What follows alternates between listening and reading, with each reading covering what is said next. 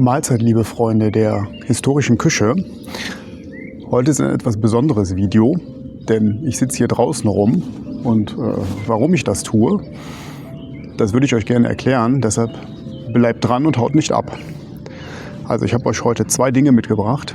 Zum einen, wie ihr seht, hier ist eine Feuerstelle und ich habe mir überlegt, dass ich den Außenbereich tatsächlich umgestalten möchte und ich würde gerne hier eine Außenküche errichten, denn früher in der Historie oder im Mittelalter war es ja so, dass die Leute auch sehr oft draußen gekocht haben und nicht eben nur irgendwo drinne, sondern auch mal unterwegs waren. Und das würde ich gerne hier auch gestalten. Und das erste, was ich gemacht habe, ist eine Feuerstelle zu errichten aus alten Steinen. Das war mal ein Hochbeet. Also meine Frau wird das jetzt nicht so freuen, aber ist jetzt umgesetzt. Und da können wir schon mal draußen kochen. Das werden wir heute auch tun, denn das ist das zweite, was ich mitgebracht habe. Und zwar werden wir heute ein historisches Rührei machen, und zwar aus dem Mittelalter mit ganz einfachen Rezepten. Und dazu gehen wir uns gleich ein paar Kräuter aus dem Garten holen. Und dann werden wir das hier auf einem offenen Feuer kurz dann zubereiten. Ja, vielleicht kurz zur Außenküche. Neben der Feuerstelle brauchen wir natürlich auch noch eine Möglichkeit, einen Topf aufzuhängen.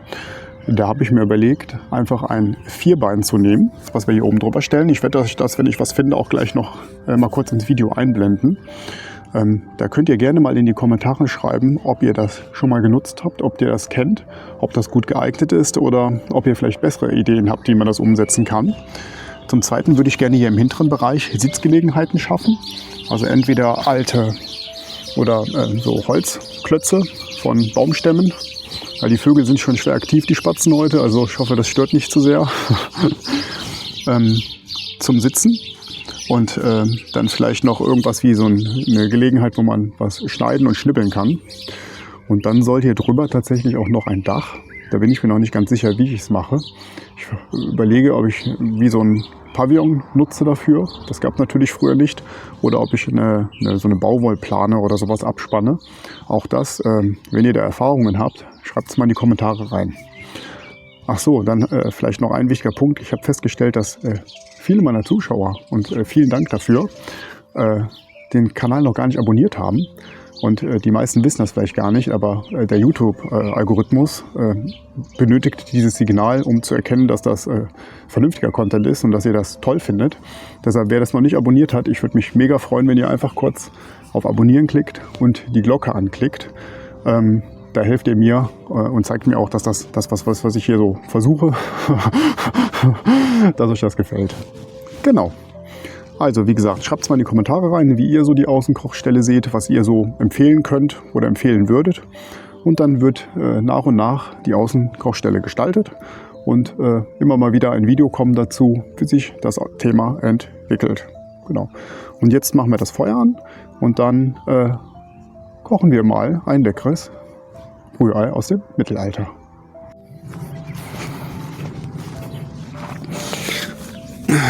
So, das Anzünden, das machen wir heute tatsächlich ein bisschen einfacher.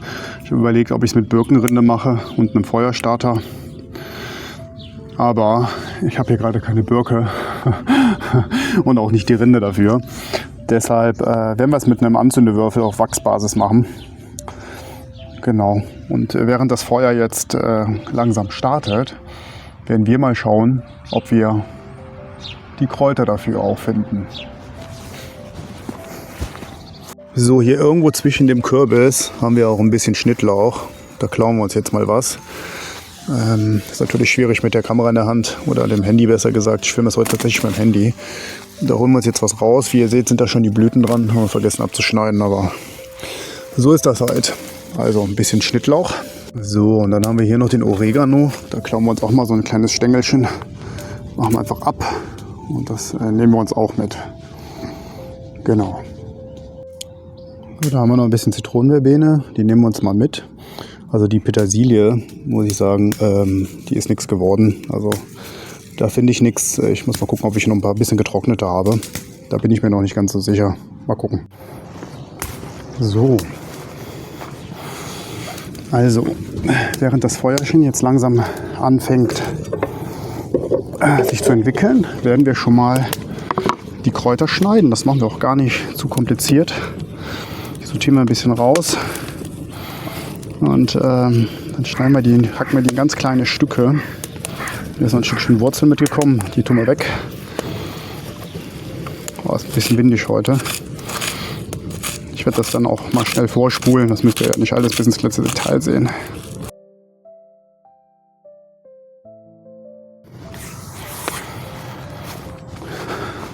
So, für unser Rührei versuchen wir jetzt mal unser Topfkreuz schon irgendwo in die Flammen zu bekommen. Ob das jetzt klappt, wissen wir nicht. Ah, schön hier am Rand, kann man gleich ein bisschen anfüttern. Und hier ist schon die Pfanne. Und dann wird die erste Aufgabe sein, die Eier zu schlagen. Ich habe hier schon ein bisschen Salz reingetan in die Schüssel, weil das ist natürlich hier außen ein bisschen schwierig, immer alles mitzuhaben.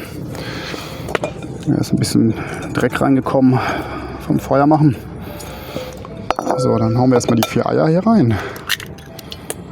1, 2. Nehmt ihr am besten, wenn ihr welche habt, von euren eigenen Hühnern. Ich weiß nicht, ob ihr die Videos verfolgt habt, aber bei uns war der Fuchs da. Und wir müssen erst wieder ein paar neue uns holen. Das Türchen ist kaputt gegangen.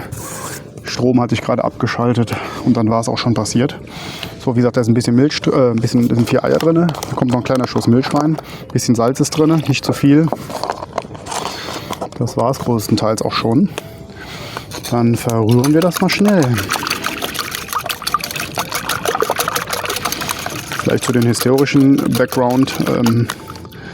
Hühner waren natürlich nicht in jedem Bauernhof da. Die welche hatten, haben sie auch oft benutzt, um die Eier dann zu verkaufen.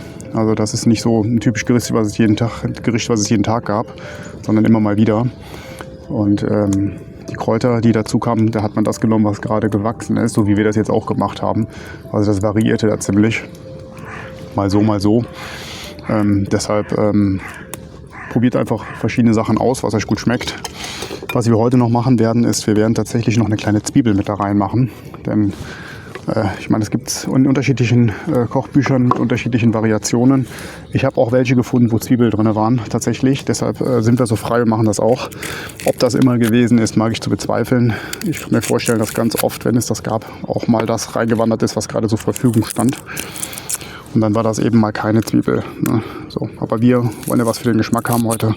Wir machen eine Zwiebel rein. Zwiebeln waren grundsätzlich ja sehr gut verfügbar früher. Und deshalb gönnen wir uns die auch. Also, ich schäle die Zwiebel jetzt kurz.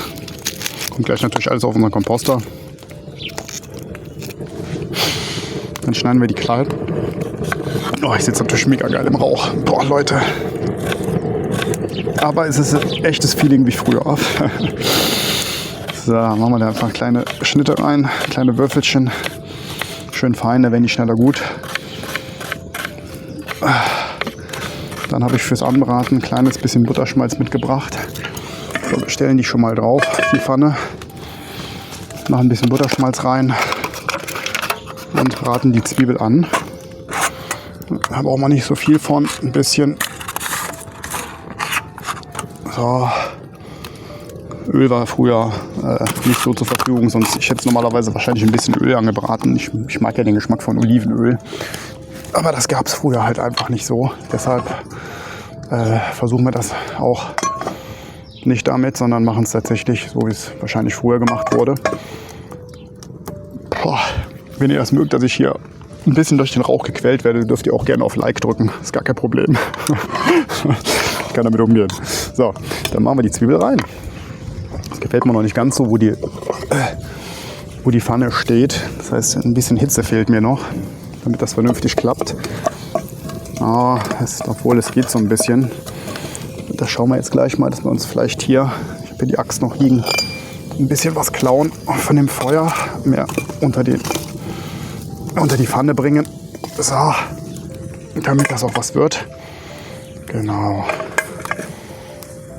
Super. Und da seht ihr schon das Thema. Also wir brauchen auf jeden Fall irgendwas, was man oben drüber machen kann, wo man so eine Pfanne vielleicht dann besser auch draufstellen kann. Vielleicht, ich weiß es noch nicht genau. Ich hätte auch gerne was, wo man einen Dutch Ofen mit vernünftig nutzen kann.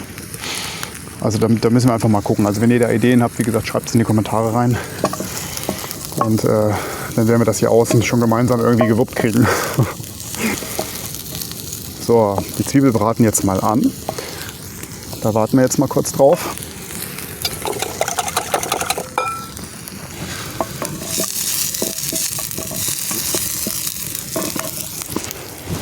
So, die Zwiebelchen sind jetzt soweit. Die sehen schon ganz schön lecker glasig aus. Ein bisschen ist noch angebraten. So, da tun wir jetzt das Ei mit rein. In die Pfanne. Oh, sehr geil. Und lassen das ganz vorsichtig stocken. Jetzt müssen wir natürlich aufpassen, dass es nicht komplett verbackt.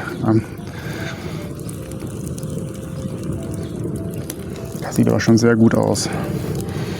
Ganz vorsichtig schieben. Ja, das kann auf jeden Fall noch einiges ab. Falls ihr euch wundert, ich mache parallel noch ein zweites Video. Das werde ich zwischendurch hochladen. Und zwar geht es da um gebackene Zwiebeln aus der Glut. Wenn ihr da Bock drauf habt, müsst ihr mal in die Playlist gucken. Ich denke mal, das Video wird vorher erschienen sein. Da probieren wir mal aus, ob wir in der Glut ein paar Zwiebeln gebacken kriegen. Wenn die da mit frischen Kräutern anrichten und ein bisschen Butter. Es hörte sich so geil an, da konnte ich nicht Nein sagen. Ne? Da habe ich gedacht, das musst du unbedingt direkt mit ausprobieren, wenn du einmal dabei bist. Und deshalb liegt auch ein bisschen mehr Holz mit drin, ne, heute.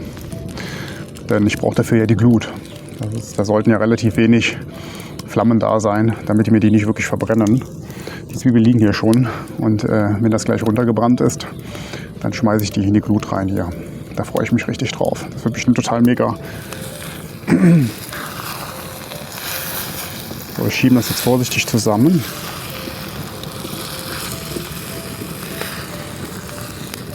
Mit den Gewürzen mal ein bisschen sparsam sein. Ich habe da nur ein bisschen Salz genommen.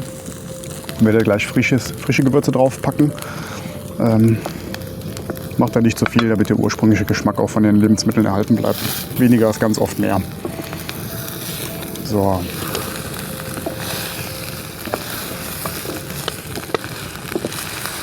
Jetzt drehen wir den nochmal ganz kurz um, weil die Hitze ist natürlich von unten sehr stark, wie ihr seht. Ne?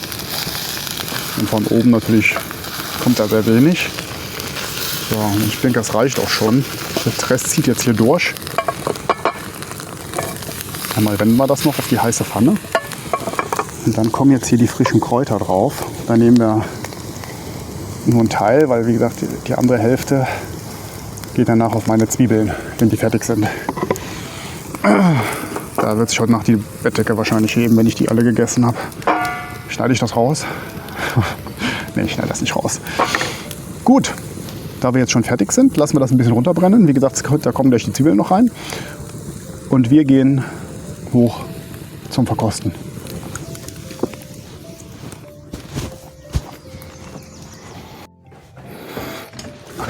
So Leute,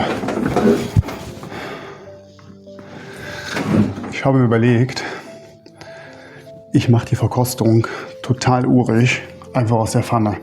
Ja, erst, weil die Idee ist, auf ein Schwarzbrot zu machen. Ich glaube, das ist auch sehr geil.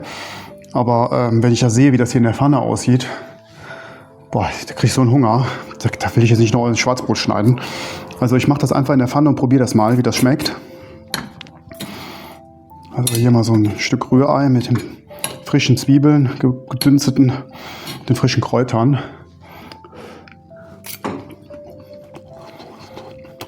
Ja.